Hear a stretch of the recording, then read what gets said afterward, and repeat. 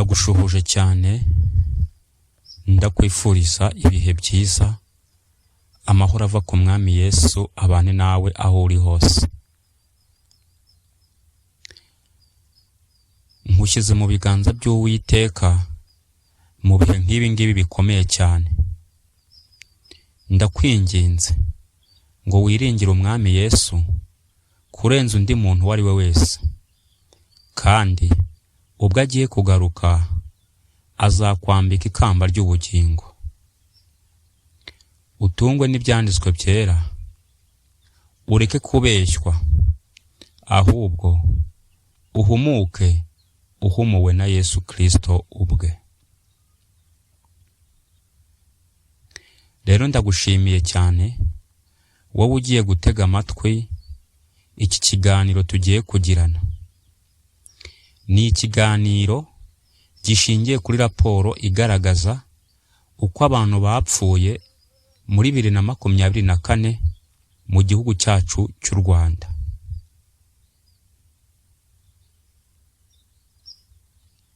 Mbere yuko dukomeza n'iki kiganiro, reka tubanze dusenga Imana kugira ngo ikiyobore.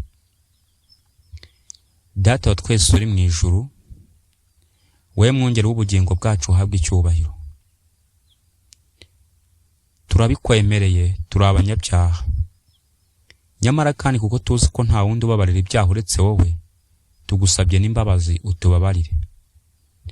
Uyobore iki kiganiro cyose, kandi uvuga n'uwumva twese twigishwe nawe, kuko mu isi nta heza hahari. Reka ibyo ushaka abe ari byo bibaho, mu izina rya Yesu Kristo, amin. Iyi raporo igaragaza uko abantu bagiye bapfa muri 2024. Mbere yuko twinjira muri raporo neza nyirizina, turabanza dusome isomo rya Bibiliya riboneka muri Yesaya igice cya 48 umurongo wa 18. Yesaya igice cya 48 umurongo wa 18. Reka dusome mu izina rya Yesu. Haranditswe ngo,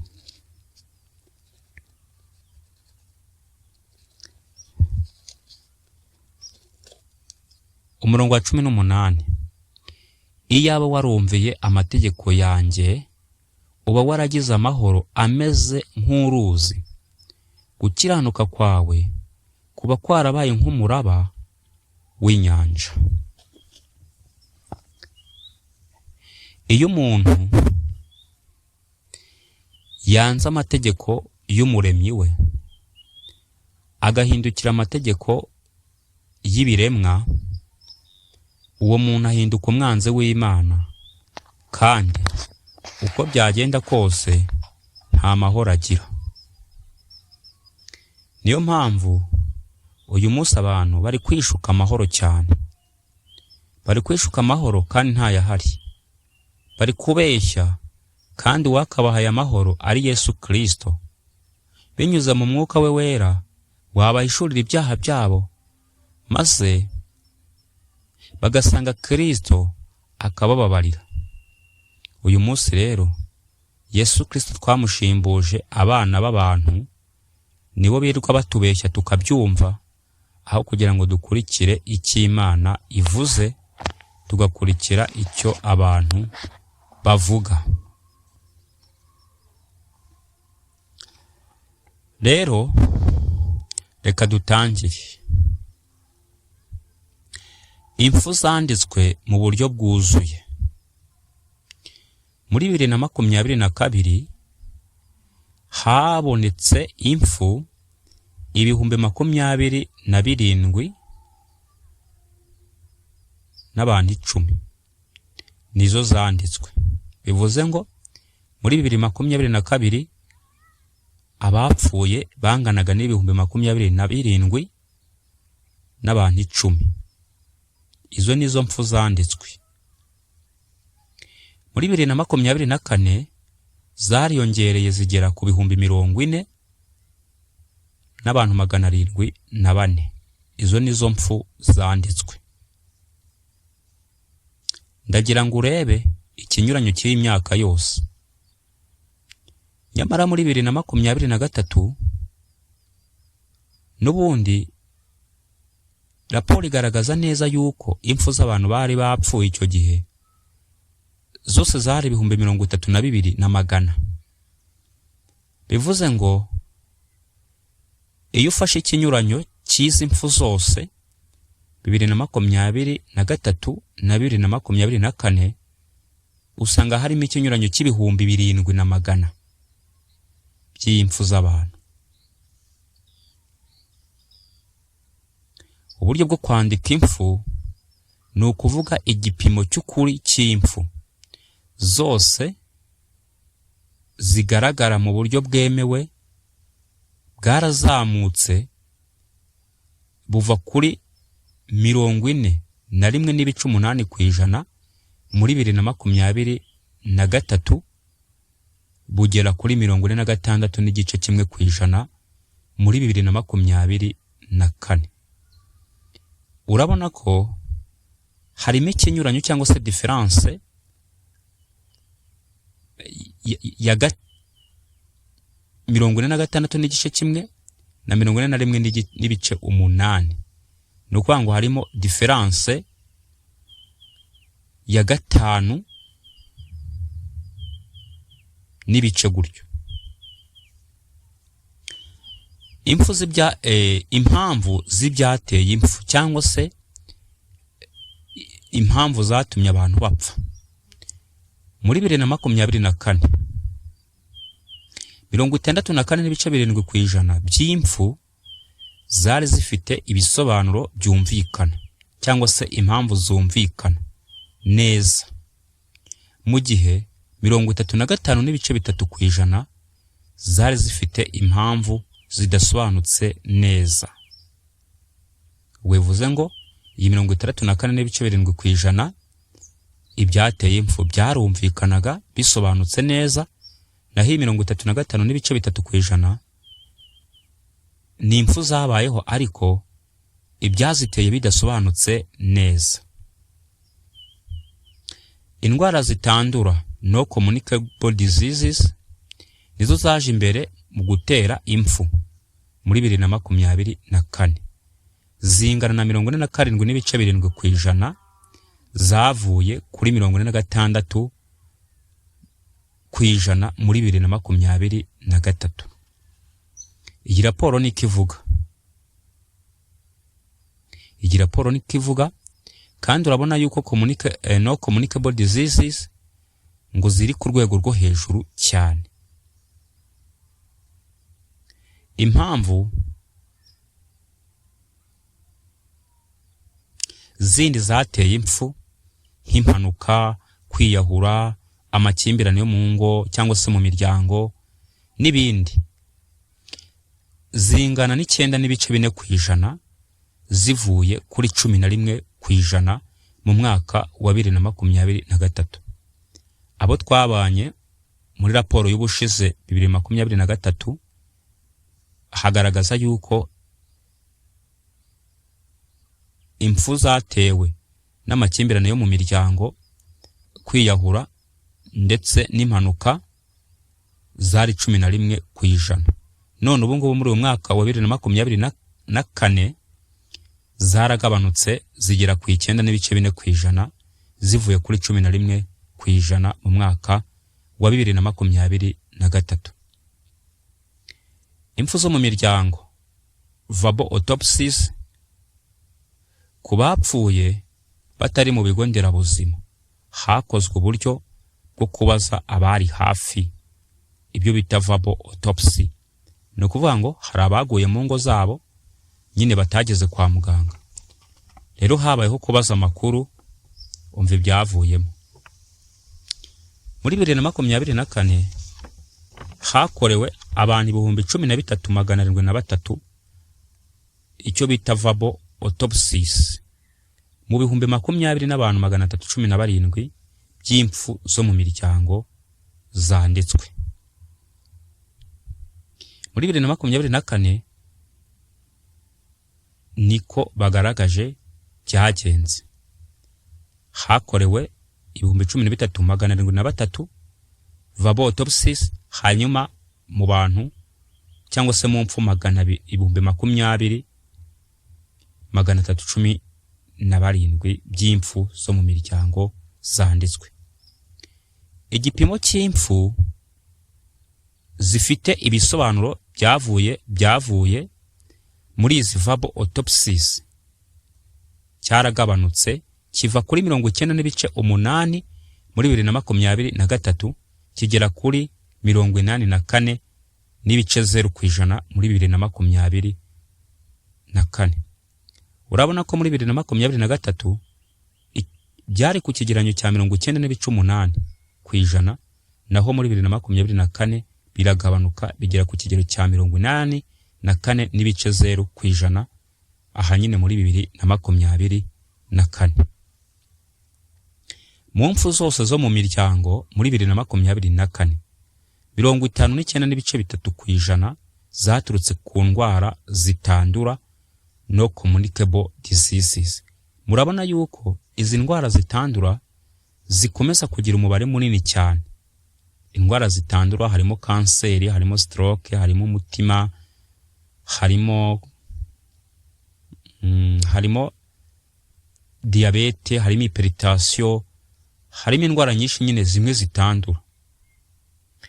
Murabona ko 59.3% ni umubare munini cyane, mu gihe 28 cyangwa se 28.4% zaturutse ku ndwara zandura.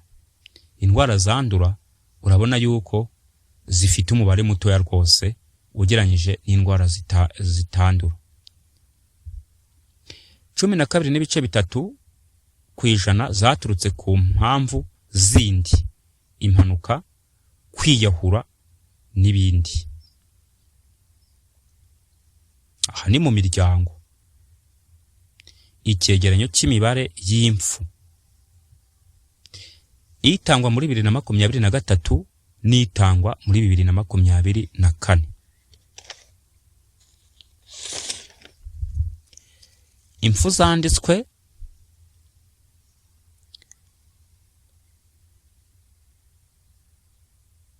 ni 40,704 muri 2024. Uburyo bwo kwandika impfu ijanisha muri 2023 zari 41.8%, naho muri 2024 ni 46.1%. Impamvu zateye impfu zisobanutse neza ku ijana ni 64.7%, naho impamvu zidasobanutse zateye impfu kwijanisha ni 35.3%. Indwara zitandura kwijanisha muri 2023 zari 46%, naho 2024 ni 47.7%. Urabona ko hano imibare yari yongereye ku ndwara zitandura. Indwara zandura ijanisha ryazo ryari 42.9%. Impamvu zindi zateye impfu kwijanisha ryazo ryari 11% muri 2023, naho muri 2024 ni 9.4%. Nshuti zanjye ndagira ngo mwumve uburyo ibintu bitoroshye, nyamara baririmba amahoro ntibabura kuyaririmba buri gihe. Impamvu zateye impfu zo mu miryango ariko zisobanutse cyangwa se zifite ubusobanuro wabonera proof. Ijanisha ryazo muri 2023 ryari 90.8%, naho mu mwaka wa 2024 ni 84.0%. Birumvikana yuko izi mpfu ibyateraga impfu bisobanutse muri 2023 byari ku rwego rwo hejuru, naho 2024 zaragabanutse ntabwo bizwi. Impfu zo mu miryango ziturutse ku ndwara zitandura no communicable diseases ijanisha ryazo ryari 59.3%. Naho impfu zo mu miryango ziturutse ku ndwara zandura ijanisha ryazo ni 28.4% nk'uko twakomeje tubibona. Hanyuma kandi impfu zo mu miryango ziturutse ku mpamvu zindi nko kwiyahura, impfu zo mu miryango n'izindi zitandukanye harimo n'impanuka zingana 12.3%. Ibisobanuro uburyo bwo kwandika impfu mu Rwanda buragenda buzamuka bigatanga amakuru yizewe ku igenamigambi ry'ubuzima rusange. Indwara zitandura nka kanseri, indwara z'umutima, diabete, stroke n'izindi nizo zisigaye zitera impfu nyinshi kurusha izindi. Ndagira ngo aha hantu muhaca karongo. Indwara zandura nizo usanga twashyizemo imbaraga cyane kugeza nubwo abantu babizira, ariko izitandura urabona ko arizo ziri ku muvuduko uteye ubwoba. Harya izi ndwara ziri guterwa n'iki? Buri wese atekereze kabiri biramuha igisubizo. Ahari jyewe igisubizo naguha ntabwo wacyumva. Kanze mbisubiremo. Indwara zitandura nka kanseri, indwara z'umutima, diabete, stroke n'izindi nizo zisigaye zitera impfu nyinshi kurusha izindi. Kandi koko niko biri. Abantu benshi barwaye imitima, barwaye za kanseri, barwaye imivuduko y'amaraso, barwaye diabete. Uretse ko hari n'abatanga ubuhamya yuko diabete ikira nta n'umuti banywe yo kwa muganga. Arahari, ndamuzi, twaraganiriye, ambwira uko yabikenje, nta kinini yanyweye kandi yarakize. Ubu ngubu yatanga ubuhamya bw'ibyo yakorewe. Ibi rero byose biragaragaza neza yuko aho kugira ngo indwara zitandura zigabanuke ahubwo ziri kwiyongera. Indwara zandura ziracyagira uruhare runini mu guteza impfu. Birerekana ko hakenewe gukomeza ingamba zo kuzirinda no kuzivura. Dusubiye hejuru, urabona yuko impfu zo indwara zandura nubwo zitanganya pourcentage cyangwa se ijanisha n'indwara zitandura, urabona yuko nazo zifite uruhare runini mu kwica abantu. Barakomeza bakavuga ngo kugabanuka kw'imibare n'impamvu zisobanutse neza mu mpfu zo mu miryango, verbal autopsies. Kugabanuka kw'imibare ni impamvu zisobanutse neza mu mpfu zo mu miryango, verbal autopsies, bigaragaza ko hakenewe kongera imbaraga mu buryo bwo gusobanura neza impamvu zitera impfu cyane cyane mu cyaro. Isoko y'aya makuru nguhaye cyangwa se mbahaye ni Rwanda Vital Statistics Report ya 2024, ikigo cy'igihugu gishinzwe ibarurishamibare mu Rwanda NISR. Icyitonderwa, iki cyegeranyo mwagiteguriwe kandi mukigejejweho nanjye Mutabazi Joseph.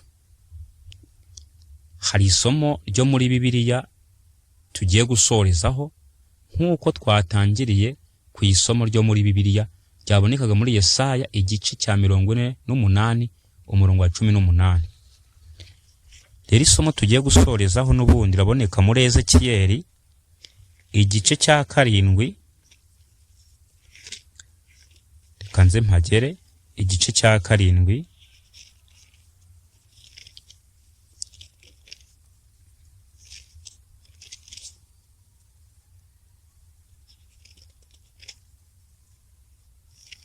igice cya 7 umurongo wa 25 kugira 26 haranditswe ngo kurimbuka kuraje kandi bazashaka amahoro ariko ntibazayabona.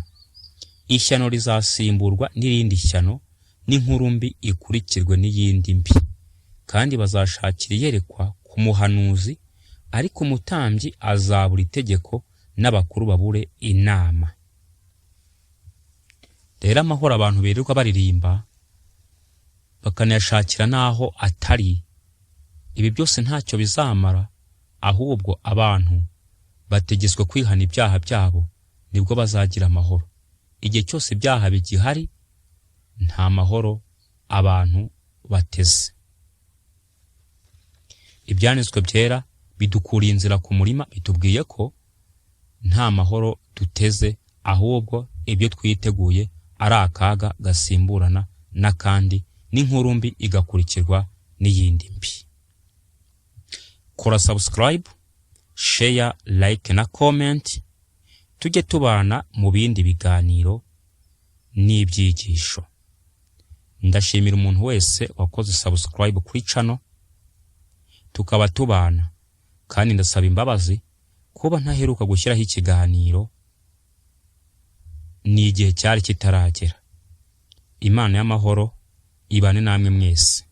Mbere y'uko rero nsoza, reka ntange iri tangazo. This video was not made for hurting anybody. Instead, it was made for giving information about mortality rate in Rwanda only. Mugire ibihe byiza cyane. Reka dusenge.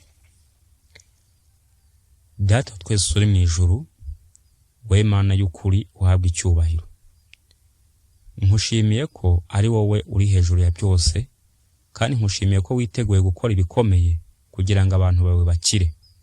Nuko rero ukomeze wigisha umuntu ku giti cye, kandi umushoboze gufata ingamba ku giti cye, hanyuma twese tuzahurire mu bwami bwawe.